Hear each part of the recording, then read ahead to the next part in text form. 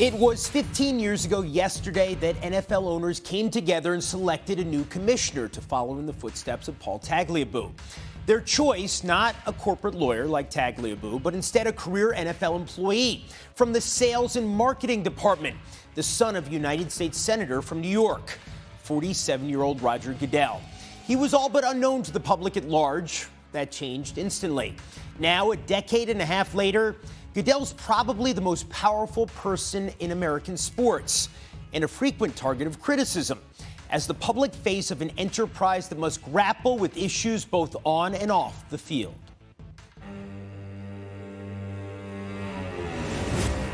I'm extremely pleased to present to you the next commissioner of the National Football League, Roger Goodell.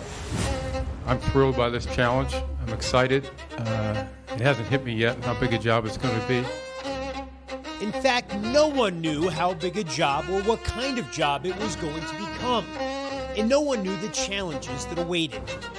When Roger Goodell was chosen to succeed Paul Tagliabue as NFL commissioner, the landscape of the game was far less fraught than what would develop during his tenure.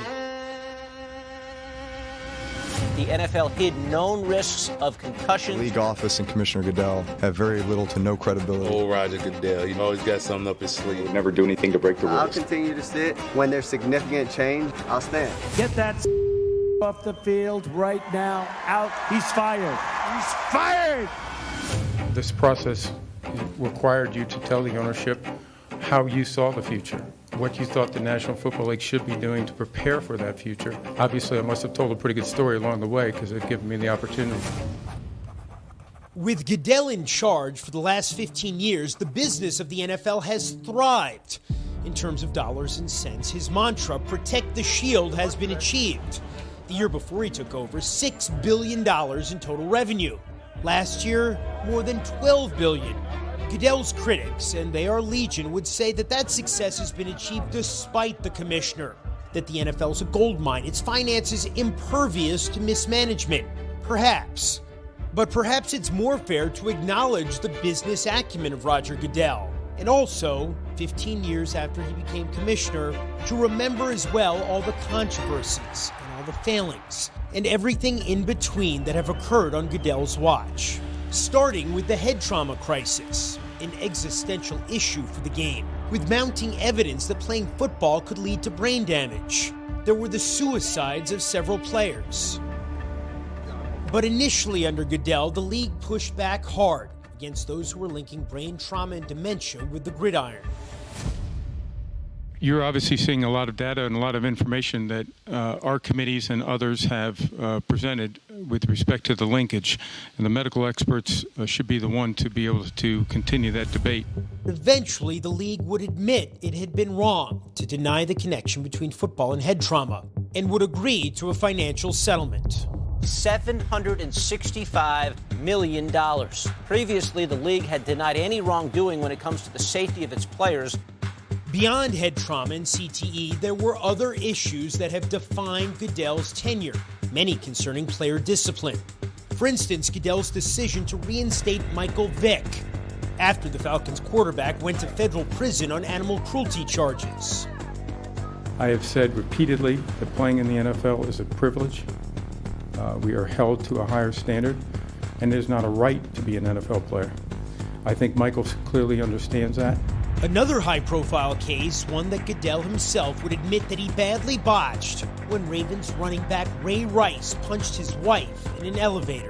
Goodell had come into the job trying to make a reputation as a strict disciplinarian, but the Rice case revealed a blind spot for the league when the crimes at issue involved violence against women.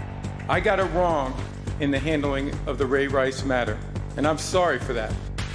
The league has struggled with a coherent policy on domestic violence. It struggled, too, to navigate the political and cultural tides roiling the United States for the last 5 years.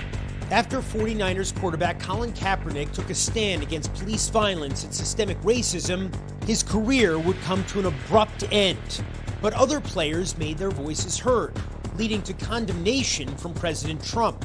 Suddenly, the league, which had so long succeeded at staying out of politics, was in the thick of it. We want our players to stand. We're going to continue to encourage them to stand, and we're going to continue to work on these issues in the community. In the summer of 2020, amid the protests that followed the killing of George Floyd, NFL players spoke out, coaches too, and Goodell reconsidered his position on Kaepernick. We, the National Football League, admit we were wrong for not listening to NFL players earlier and encourage all to speak out and peacefully protest. There's an entirely distinct category of Goodell's career that centers on the dominant franchise of his tenure, the New England Patriots. I would expect and hope that the league would apologize to our entire team. There was Spygate, and then there was Deflategate. Tom Brady suspended for the first 4 games. In the Deflategate case, a relatively rare occurrence. Goodell in open conflict with an owner, one of his bosses. For instance, for years, Goodell publicly agreed with Dan Snyder, who for so long defied calls to change the name of the Washington franchise, to drop its nickname, an anti-Native American slur. Let me remind you, this is the name of a football team. We recognize that there are some that don't agree with the name, and we have listened and respected that. More recently, Goodell was criticized for going easy on Snyder, amid allegations that there was a pervasive culture of sexual misconduct and harassment in Washington. If there's one element of the job Goodell seems to relish, it's his role at the draft, when it's all about football and hope, and the controversies are mostly subsidiary to the magic of the draft. And there are the hugs. 15 years of Roger Goodell, when despite all the ways in which the league has found itself mired in controversy, the league's cultural hegemony has only grown. Perhaps that is Goodell's most notable achievement. You could say that Goodell has been well compensated. In fact, in his first 11 years on the job, from 2006 to 2017, he made $200 million. That's $16 million more than Drew Brees, who was the highest paid player in that time span. Goodell's current contract runs through the 2023 season.